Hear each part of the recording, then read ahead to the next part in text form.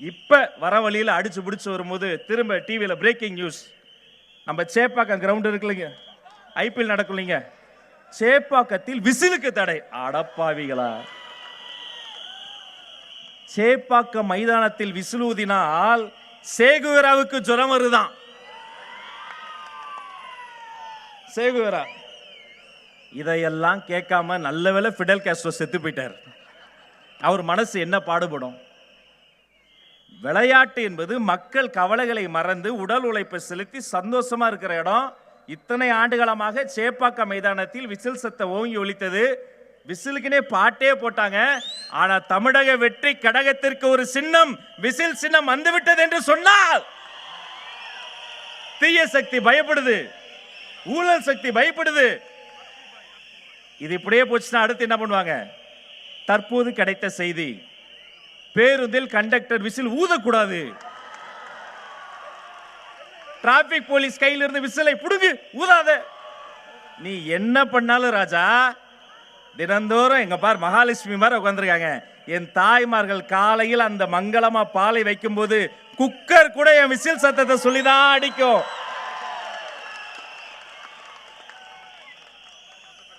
மண்ணுக்கு என்ன பிரச்சனை, மனிதர்களுக்கு என்ன பிரச்சனை, அதை பாப்பீங்களா? விசில் ஊதக்கூடாதா? இன்றைய தினம் தமிழ்நாடு முழுக்க டிஎன்பிஎஸ்சி பரீட்சை தேர்வு எழுதியிருக்காங்க. எங்க பசங்க விருகம்பாக்கத்தில் எழுத போன பையனுக்கு அந்த நம்பர் எழுதி வைக்கல. கேட்டா தம்பி தம்பி இல்ல நீ போ, நீ நந்தனம்ல இருக்கக்கூடிய எக்ஸாம் சென்டருக்கு போ துரத்தி விட்டுருக்காங்க. நந்தனத்துல போனா அங்க இல்ல, விருகம்பாக்கத்தை துரத்தி இருக்காங்க.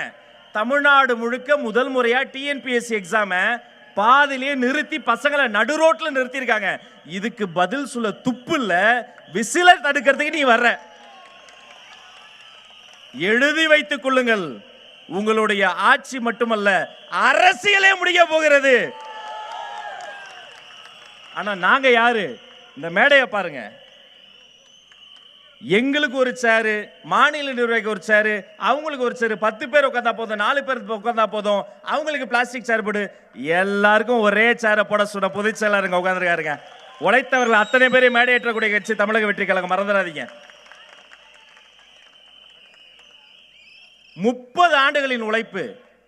ஒரு சாதாரண ஒரு துணை இயக்குனருக்கு ஒரு கவர்மெண்ட் ஆஸ்பத்திரியில் பிறந்தவர் என் தலைவர். தொலைக்காட்சியில் சரிகமாப்பான்னு குழந்தைகள் பாட்டு பாடக்கூடிய நிகழ்ச்சிக்கு போகக்கூடிய வாய்ப்பு என்னுடைய தலைவர் தந்தாரு. போய் பார்த்தப்ப அந்த குழந்தைகளினுடைய அன்பு பார்த்தப்ப எனக்கு ஆனந்த கண்ணீர் வந்தது.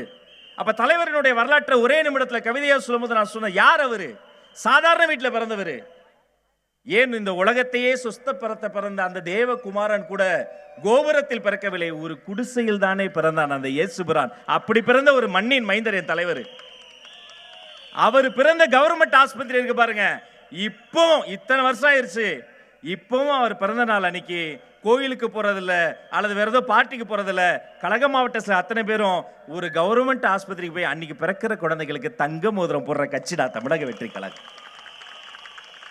பிறந்த குழந்தைக்கு தங்க மோதிரம், வளரும் குழந்தைக்கு ரொட்டிப்பால் முட்டை திட்டம், படிக்கும் குழந்தைக்கு விஜய் படிப்பகம், கல்வியில் வெற்றி பெற தளபதி கல்வி விருதுகள், வேலை தேடும் உள்ளங்களுக்காக விஜய் விலையில்லா விருந்தகம். ஒரு சர்க்கார் செய்து கொண்டிருக்கிறார். இந்த சர்க்கார், அவர்தான் எங்களுடைய தங்க தளபதி.